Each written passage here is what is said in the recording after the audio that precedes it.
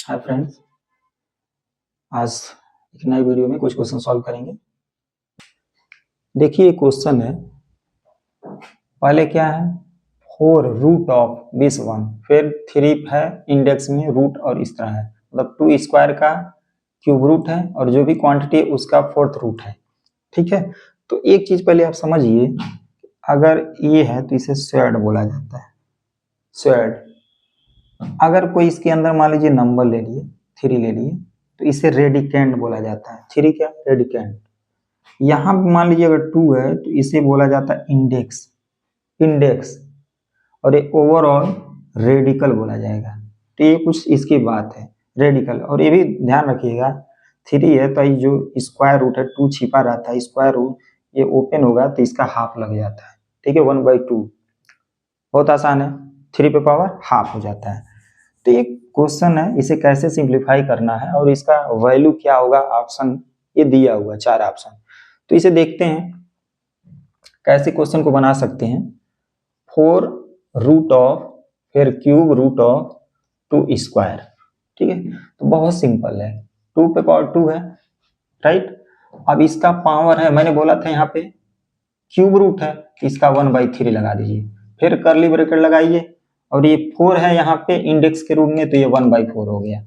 ऐसे कितना हो पावर हो, कितना हो इसमें लगे, इंडिसेस है, जो भी इंडिसेस है उसका रेसिप्रोकल ले लेंगे, काम बन जाएगा। रेसिप्रोकल जस्ट उल्टा। ठीक है, तो ये अब फाइनली क्या हो जाएगा 2 पे पावर 2 इंटू 1 पे पावर 3 1 पे पावर 4। ठीक है, पावर का प्रोडक्ट हो जाता है। अगर कहीं मान लीजिए a to the power m पे पावर n और पे पावर p है तो यह mnp हो जाएगा। a पे पावर m n p है, प्रोडक्ट ले जाते हैं, जो भी एक्सपोनेंट है जो भी पावर्स हैं उनका प्रोडक्ट ले लेते हैं। तो यहाँ से देखिए कुछ कैंसिल होगा, 2 2 जा 4 यानी 2 और यहाँ पे देखिए 1 1 जा 1 और 3 2 जा 6, तो 2 पे पावर 1/6 यही आंसर हो जाएगा, पहला करेक्ट हो गया। क्वेश्चन बन गया बहुत आसानी से। ठीक है, अब दूसरा क्वेश्चन देखिए क्या है, ये महत्वपूर्ण है। If a is equal to b raise to the power x, b is equal to c raise to the power y and c is equal to a raise to the power z, then find the value of x y z की value निकालना है। ठीक है, x y z की value निकालना है। तो ये पहले लेके चलिए, तो वी हैव, चलिए हम लिख लेते हैं a is equal to b पे पावर x। ठीक है, तो a is equal to b, अब b क्या है देखिए, b is equal to c raise to the power y, तो c पे पावर y पे पावर x ऐसे लिख देंगे। ठीक है, इसे लिख सकते हैं c पे पावर x y, पावर का पावर प्रोडक्ट ले लेंगे। ठीक है, अब c क्या दिया है ये ध्यान रखिए, c क्या है, c already a raise to the power z है, तो c की जगह a पे पावर z पे पावर x y लिख देंगे। तो फाइनली हो जाएगा a raise to the power x y z। तो ये a बराबर आया, क्या आया, a इज इक्वल टू आया। तो यहाँ पे ध्यान दीजिएगा, तो a is equal to a raise to the power x y z। ठीक है, अब यहाँ पे देखिए इसका भी एक्सपोनेंट कुछ नहीं है तो 1 है। ये ध्यान रखना कि कोई नंबर अगर x है तो इसका पावर कुछ नहीं तो 1 है, इसका डिनोमिनेटर इनटू, ये तीनों चीजें याद रखना है। 1 एज अ प्रोडक्ट लिख सकते हैं, 1 एज अ डिनोमिनेटर लिख सकते हैं, 1 एज अ पावर लिख सकते हैं। तो देखिए बेस सेम होता है तो पावर कंपेयर कर सकते हैं। ठीक है, तो कंपेयरिंग एक्सपोनेंट या पावर, कंपेयरिंग एक्सपोनेंट, ठीक है, from both side, from both side तो क्या मिलेगा, वी हैव, तो एक्स वाई जेड की वैल्यू क्या मिल जाएगी 1। ठीक है, पावर कंपेयर करेंगे तो एक्स वाई जेड की वैल्यू क्या होगी 1।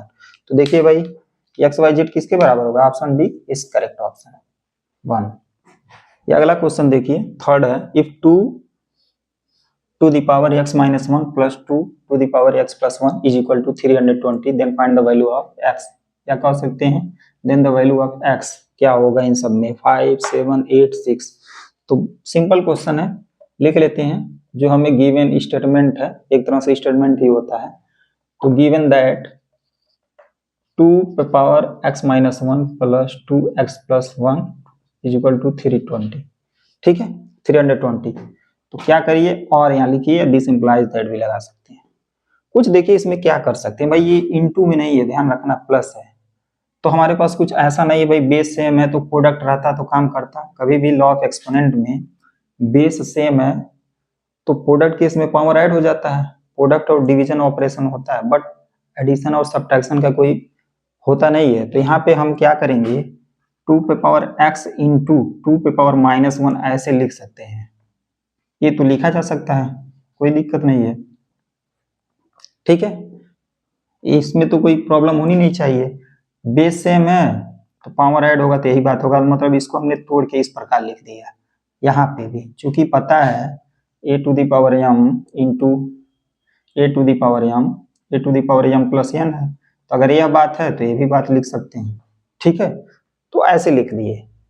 अब देखिए 2 पे पावर x कॉमन है तो कॉमन ले लीजिए, और ये 2 पे पावर -1 निगेटिव पावर हटाने के लिए इसे इस तरह लिख सकते हैं, और 320 राइट। 2 पे पावर x इंटू 2 2 जा 4 और 1 5/2 होगा।